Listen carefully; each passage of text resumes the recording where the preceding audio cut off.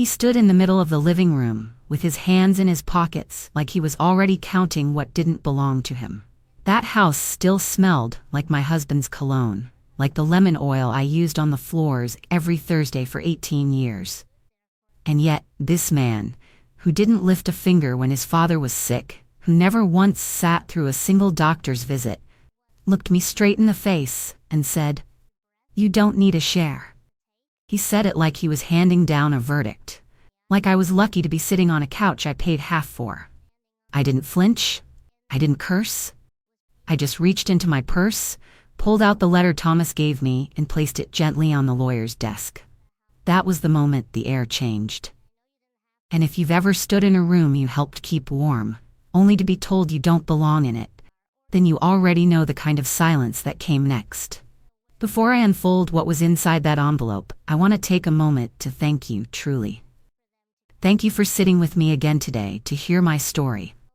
For letting me speak the kind of truth that too many of us have had to carry in silence. It's not easy to tell these things out loud, but knowing someone is out there listening makes it a little lighter to lift. Maybe you're watching this from your kitchen table, or lying in bed after another long day. Maybe you've been through something like this, where the ones you thought would protect you turned around and told you that you were asking for too much just by existing. If you've ever felt like your presence was a burden, like the space you filled was only borrowed, I hope you know you're not alone. You don't need to write a full story. But if something in this speaks to you, share a line or two. I read them. All of them. And I carry those words with me, because sometimes the quiet ache we feel softens when someone else says, "Me too." This isn't just my story. It's something bigger, something many of us recognize in the quiet corners of our lives. So wherever you are, thank you for listening and for holding this story with care. I met Thomas when I was 52. By then, I had already buried a husband, and most of the dreams we had stitched together in a tiny apartment above a laundromat. I wasn't looking for anything new. I had made peace with solitude, with quiet mornings and full shelves, with keeping my own company. But Thomas came along with the kind of gentleness that doesn't ask to be noticed, only felt. He had strong hands, a soft voice, and a laugh that came out of his chest like it had been waiting years to be heard again. He ran a small marina by the lake, nothing fancy, but steady. Boats came in, boats went out, and every Saturday he would close early and take me out on the water just so we could sit in silence and watch the sky fold into itself. We didn't talk about forever when we got married. We just agreed to meet each day where it stood. And in those days, we built something. Not the kind of wealth you read about in magazines, but something stronger. We built routines, trust, and a life that could breathe without showing off. I helped with the books at the marina, learned to tie knots, balanced invoices and coffee mugs with the same hands. I was never just a wife to him. I was a partner. He trusted me, with the passwords, with the payroll, with the keys to everything he ever worked for. Now, Thomas had a son from his first marriage. His name was Caleb. I remember the first time I met him. It was Thanksgiving, and he arrived late with his shirt wrinkled and his phone buzzing in his pocket. He called me by my first name, didn't look me in the eye, and barely said a word through the whole meal. I figured maybe it was nerves or distance or whatever happens when families are stitched together by second chances. I gave it time.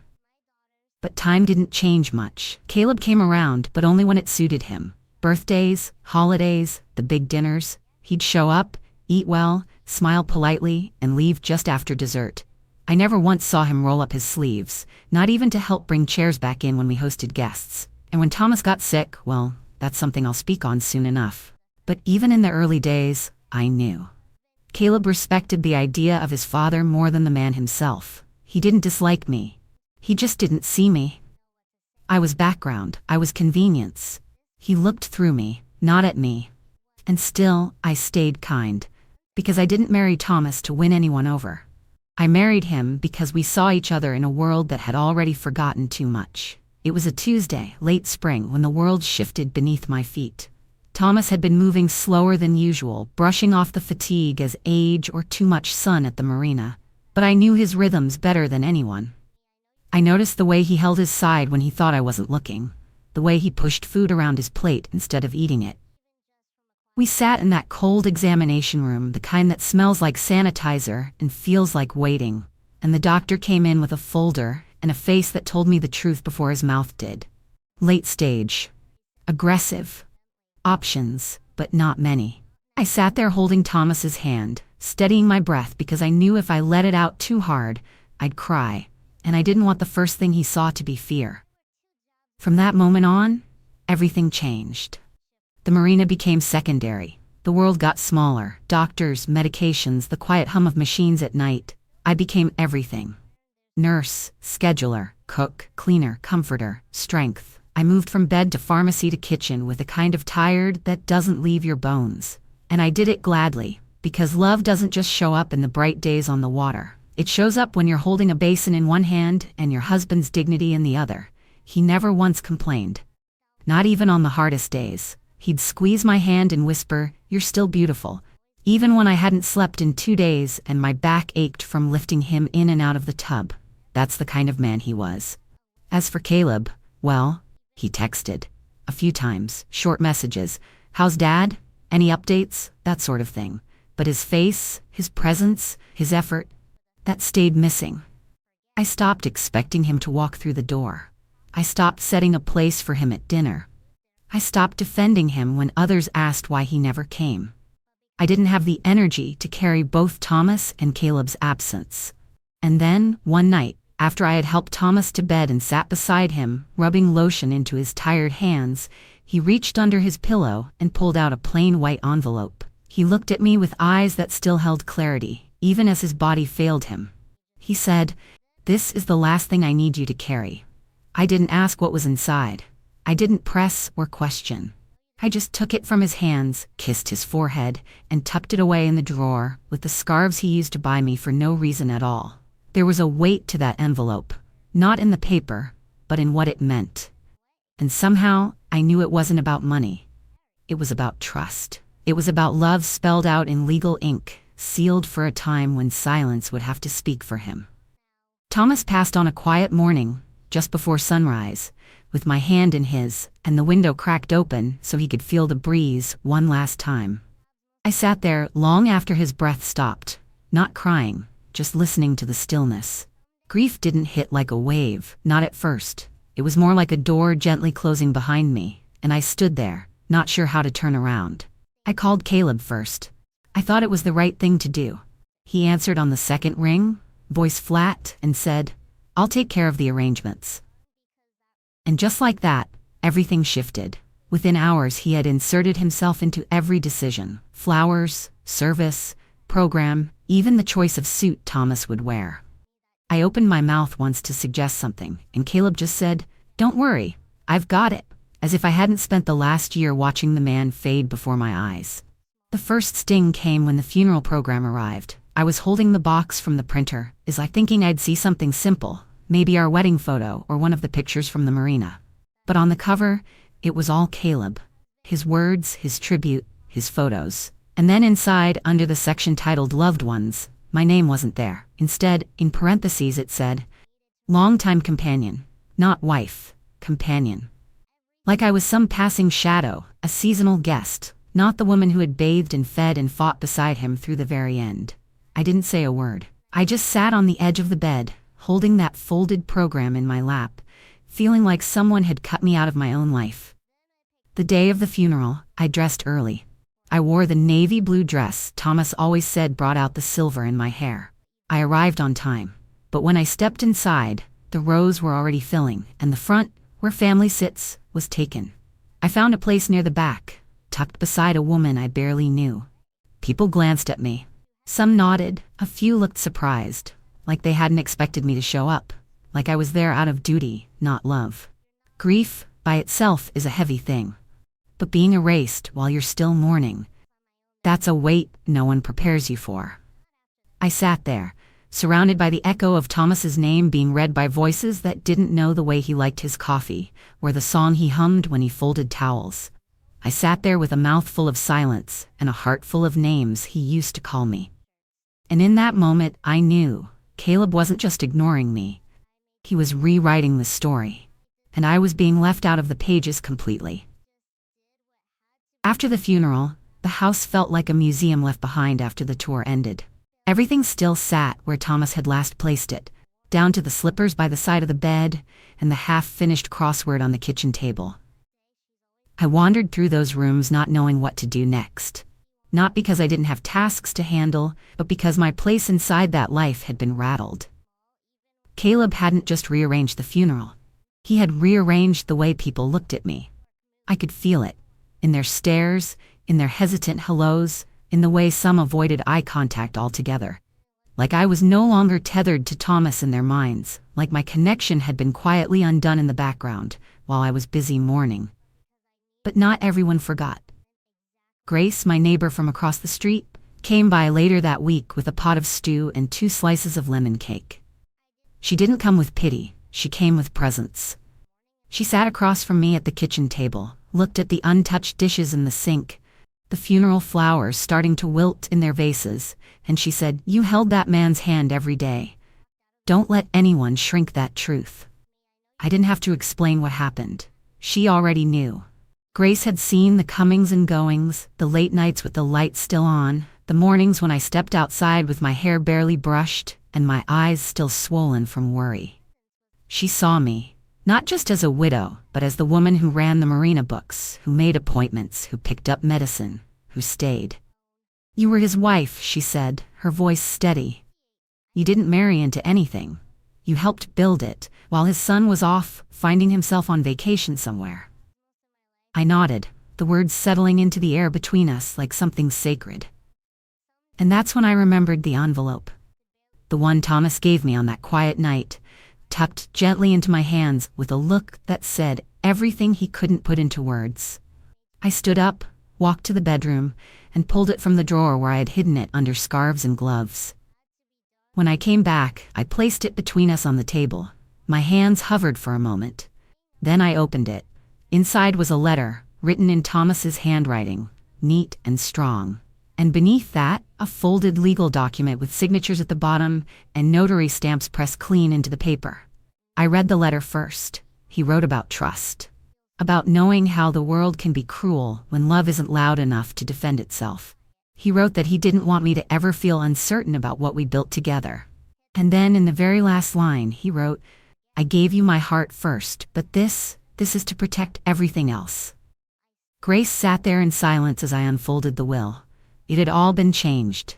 Everything, our home, the marina, the savings, even the boat, was left to me. Not out of charity, not out of guilt, but because he knew I had been there for every moment, both quiet and chaotic. I looked at that paper, then at the letter, and all I could think was, he gave me more than his name. He gave me his trust. His legacy. Not for show, not for appearances, but because love, when it's real, doesn't leave you with questions. It leaves you with truth. The morning after Grace left, I sat at the kitchen table with that letter, and will still in front of me. The house was quiet again, but this time it didn't feel like mourning. It felt like something was gathering itself inside me. I stared at Thomas's handwriting, read it one more time, then folded it carefully and placed it back into the envelope. I stood up, walked over to the phone, and called the lawyer Thomas had trusted for years. A kind man, always professional, never pushy. I told him I had something important that needed to be reviewed. He paused, then said, "I can clear my schedule. Would you like to come in tomorrow?" I said yes. Later that evening, my phone buzzed with a message from Caleb. He wrote, "We just need you to sign over your rights. Makes things easier." No greeting, no question, just assumption. I didn't reply. I didn't correct him. Let them think I was weak. That's what made it easy. Because people like him only look for power they can see, and what I had was tucked away in a quiet envelope, waiting for its moment. The office was small and warm, with sunlight slipping through the blinds and dust dancing in the air like it had nowhere better to be. I arrived early, but Caleb was already there, sitting back in the leather chair like he owned the building. Like this was all some formality before the real show began. He barely looked up when I walked in. Just gave a quick glance, and that smug half-smile of his, the one that always came when he thought he was one step ahead. I nodded politely, hung my coat, and sat down across from him. His lawyer was young, eager. Barely had the file open before he slid a set of papers across the table toward me. Caleb leaned in then, tapped the top of the folder with 2 fingers, and said, "Let's just get this over with." I looked at the folder but didn't reach for it. I let a few seconds pass, just long enough to feel the weight of the moment settle into the room. Then I opened my purse, reached inside, and pulled out the envelope Thomas gave me. The paper was worn now, the edges soft from where I'd handled it, not out of doubt, but care. I laid it gently on the desk and said, "This was given to me when love still lived in this house." The young lawyer blinked, glanced at Caleb, then slowly opened the envelope and started reading. The room changed as soon as his eyes hit the page. He straightened in his chair, cleared his throat, and went quiet. Caleb leaned forward again, this time with a little less confidence. "What's that?" he asked. The lawyer kept reading. Then he looked up at me, then at Caleb. There was no performance in his voice, no drama, just a simple truth unfolding in real time. And for the first time since Thomas passed, I felt the shift. I wasn't the one explaining myself anymore. The paper was doing it for me. The lawyer took his time reading. His eyes moved slowly down the page, and with each line, the energy in the room shifted. Caleb sat up straighter, trying to peek at the document, but he didn't speak. Not yet. I kept my hands folded in my lap, watching the light on the edge of the desk flicker like it was trying to hold still. When the lawyer finally looked up, he adjusted his glasses, glanced at me with a quiet nod, then cleared his throat. "It appears," he began, carefully, "that Mr. Thomas Whitmore signed a revised will, notarized and witnessed, 3 months before his passing." He flipped the page, continued reading without pause. "It grants full ownership of the marina to his wife, the house deed, the personal accounts, the pension, and the vessel registered under the family name, also to his wife." There was a silence so thick it seemed to pull the air right out of the room. Caleb's mouth opened, but no words came at first. Then finally, barely above a whisper, he said, "That's not what he told me." The lawyer didn't flinch. He simply looked at him, calm and steady, and said, "Apparently, it wasn't what he told her either." Caleb's face lost all its color. The flush of confidence he carried when I walked in was gone, drained from him like the room had tilted and left him off balance. He blinked hard, leaned back in his chair, and crossed his arms like he was trying to find some ground to stand on. But there was none. Not now, not here. I didn't speak. I didn't smile. I just sat still because the moment didn't need anything from me. The truth had spoken, and there's a kind of silence that isn't awkward, it's sacred. It's the sound of lies unraveling, of entitlement slipping through fingers. There was no shouting, no argument, no outburst, just quiet. And in that quiet, I felt a kind of peace I hadn't felt in months. When I got home that evening, the sun was low, pouring gold across the front steps and the rose bushes Thomas planted the year we got married. I stood at the door for a moment with the keys in my hand, then quietly changed the locks. Not out of anger, not out of fear, but out of understanding. Some doors weren't meant to stay open, especially to those who only show up when it benefits them. The house smelled like lavender and old wood, the kind of scent that holds memories in its corners. I walked through each room slowly, not looking for anything, just letting myself be there. The worn chair by the fireplace, the dish towel still hanging on the oven handle, the picture frame slightly tilted in the hallway. They were all reminders, not of what I lost, but of what I had built. And now what I could hold without permission. There was no music playing, no voices echoing through the halls, just the soft hum of the refrigerator and the ticking of the clock above the mantel. And yet, for the first time in weeks, the silence felt like peace, not punishment. Later, I sat out on the porch with a glass of tea and watched the sky soften into evening. Grace came by, pulled up a chair beside me, and we didn't talk much. We didn't have to. She just gave my hand a little squeeze, and I gave one back. That kind of silence speaks louder than any victory speech ever could. This wasn't about winning. It never was. It wasn't about the house or the marina or even the money. It was about being seen. About standing in the life I helped build without being pushed aside or written out of it. I wasn't gloating. I wasn't celebrating. I was reclaiming, piece by piece, room by room, memory by memory. And as I sat there with the stars beginning to flicker in the sky, I thought to myself, he gave me everything, not because he had to, but because he knew I had already given it first. Not in ink, but in time. In care. In love that showed up every day, quietly and completely. It was nearly a week later when I heard a knock at the door, soft and uncertain. The kind of knock that doesn't come from confidence, but from someone hoping the past might have softened enough to let them in. I looked through the window and there he was, Caleb, standing alone on the porch. No lawyer, no folder, no smirk. Just him, shoulders lower than I'd ever seen, hands tucked into his coat pockets, like he was holding something he didn't know how to let go of. I opened the door slowly, not saying anything at first. He looked at me like he was waiting for permission just to speak. Then he cleared his throat and said, "I didn't know Dad had changed the will. I thought everything was still the way it used to be." His voice wasn't sharp now. It was quiet, and beneath it, there was something closer to shame than sorrow. He looked down at his shoes, then back up and added, "I know I wasn't around much, and I know I didn't handle things right. I thought Dad wouldn't leave it all to you." I listened. I really did. Not to the words, those were just smoke, but to the tone beneath them, the hesitation, the regret, the realization that maybe he had measured a person's worth by presence on paper, not presence in life. But I also remembered the coldness in his voice at the funeral. I remembered the message he sent, telling me to sign over my rights like I was some placeholder he could cross out with a pen. Some things don't erase that easily. So I didn't argue. I didn't throw his mistakes back in his face. I just looked at him for a moment, long enough for the silence to settle between us. Then I said, "You didn't need the money, you needed the lesson. That's all. No yelling, no tears, just truth." He nodded once, like maybe he understood, maybe not. And I closed the door, slowly and without anger.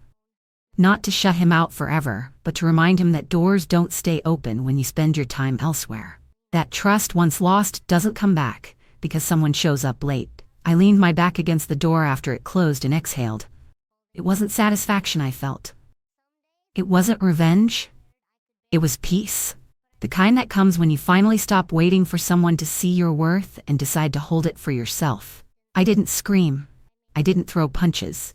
I didn't storm into a room demanding my place or raise my voice just to be heard over someone who never really listened. I opened an envelope. That's all I did. A quiet, steady hand, reaching into a worn purse, pulling out a promise wrapped in paper and love. And I let the truth speak louder than entitlement ever could. People think strength always looks loud, like fists on tables and voices echoing through halls. But sometimes, real strength is what you don't say. It's the silence you hold when you know you're right. It's the calm you carry when the world expects you to fall apart. It's looking someone in the eye who tried to erase you and saying nothing, because the facts are already louder than anything you could shout. I didn't want power. I never did. I wanted respect. I wanted to be seen as the woman who stood beside him, not behind, who kept things going when the lights flickered, who showed up when no one else did, who remembered the little things when life started to take the big ones away. I wanted to be acknowledged, not for grand gestures, but for the steady, daily devotion, the kind that doesn't show up in headlines but keeps a home standing. So if someone ever tried to cut you out of something you helped build, if they looked at you like you were extra when you were the reason there was anything to share at all, let me tell you this. You are not invisible, you are not forgettable, and you don't need to shout to be heard. Your presence, your patience, your effort, it matters. It always did. And just because they didn't see it doesn't mean it wasn't real. Sometimes all it takes is a signature on paper to remind the room who really kept the light on. Sometimes all it takes is quiet truth, walking into a place that doubted you and letting them watch the ground shift under their own feet. Not because you pushed it, but because it was never theirs to stand on in the first place. And I hope, wherever you are, you remember that. If they've ever made you feel small in a space you helped build, say so in the comments. If you've ever had to walk away quietly just to finally be seen for who you are, go on and subscribe. And if you're sitting there thinking, that could have been me, then you're not wrong. It could have. And you deserve better. Better than silence. Better than being overlooked. Better than having to prove what you already gave. Thank you for being here. See you on the next video.